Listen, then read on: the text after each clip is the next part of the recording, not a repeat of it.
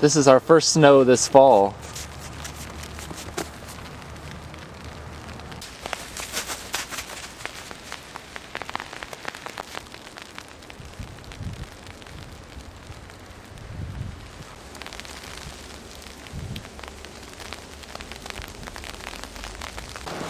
Hi, my name is Will Buchanan, and I'm walking all the way across the country to New Hampshire in search of more freedom on a project called the Walk for Liberty. It's day 187, November 10th, 2008, apparently the first day of winter.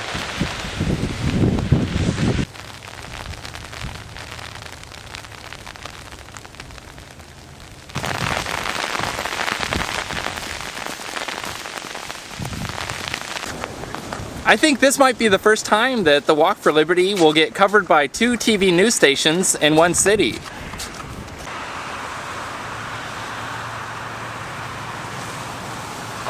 How many stations have you been interviewed by so far? Oh, on the entire walk? Yeah. Ooh, at least half a dozen. Really? Maybe even 7 or 8.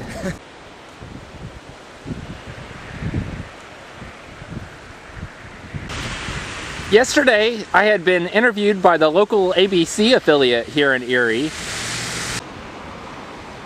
And apparently, one of the staff members at the CBS affiliate here noticed my story on their website.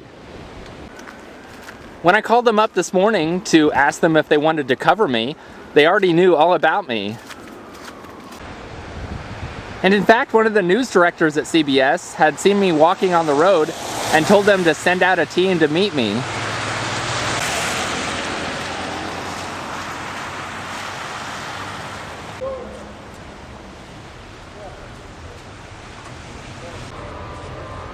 I'm walking east.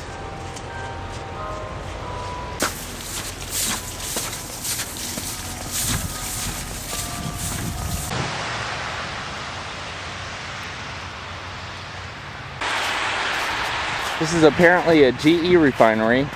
I'm just trying another test to see if the cops come and get me like they did last time.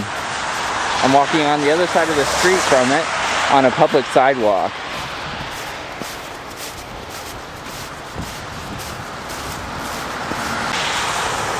What I'm referring to when I say, like they did last time, is that back in Whiting, Indiana, the cops came and harassed me and threatened to arrest me if I didn't delete some video off my camera, which I incidentally recorded of a BP refinery across the street when I was also on a public sidewalk. This GE refinery looks caged in like the BP one did, but if I recall correctly, I think at least the BP refinery had about an 8-foot concrete wall.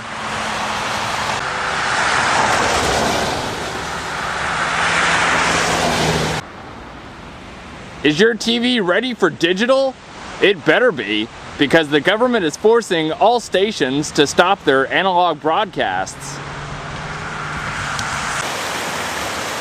What business does the government have telling TV stations that they're not allowed to broadcast in a certain format? And costing taxpayers millions of dollars in the process. The government's argument might be, well, if we don't force them to switch from analog to digital, then they'll never get around to it.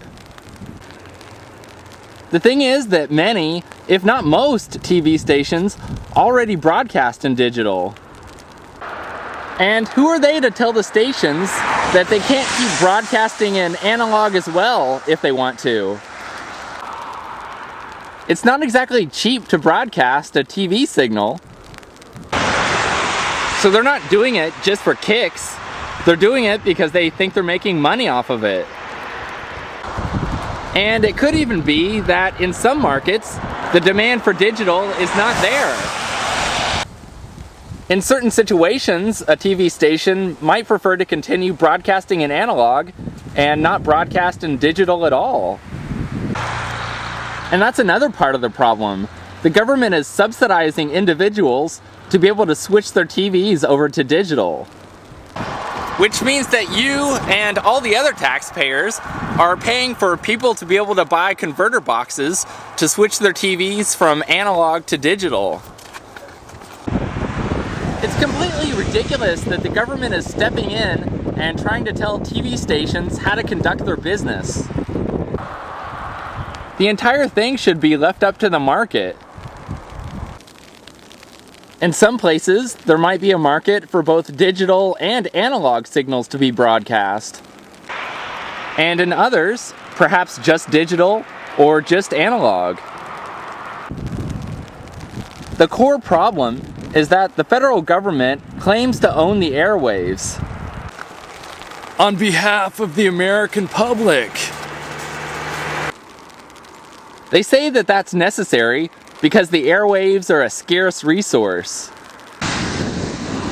However, with the advancement of technology and the possibility of creative new ways of broadcasting, we now know that nothing could be further from the truth.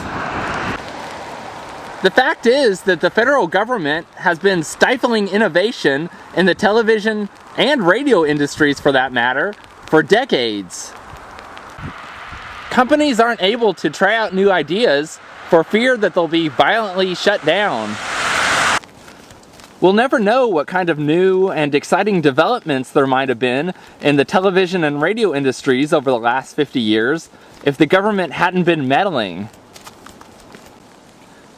The only answer is to look forward, eliminate the FCC, and get the federal government completely out of radio and television broadcasting.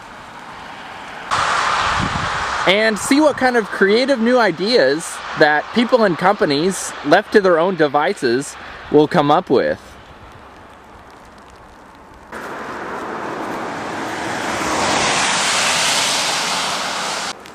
People are great. There have been at least 4 people today who saw me on the news last night, found me on the road, and then stopped to say that they really support what we're doing. Most of them also asked if I needed anything and offered any help. In fact, one lady who had stopped in her car and talked to me previously gave me some food to eat while I was walking.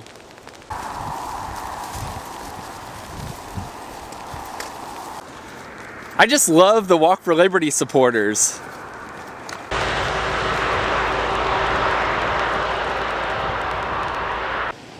I walked 17.5 miles for Liberty today. Here are my GPS coordinates. If you do any of your shopping online, please consider purchasing through amazon.walkforliberty.com. And the Walk for Liberty will receive a percentage of your purchase price. Again, that's amazon.walkforliberty.com. This is Will Buchanan, signing off.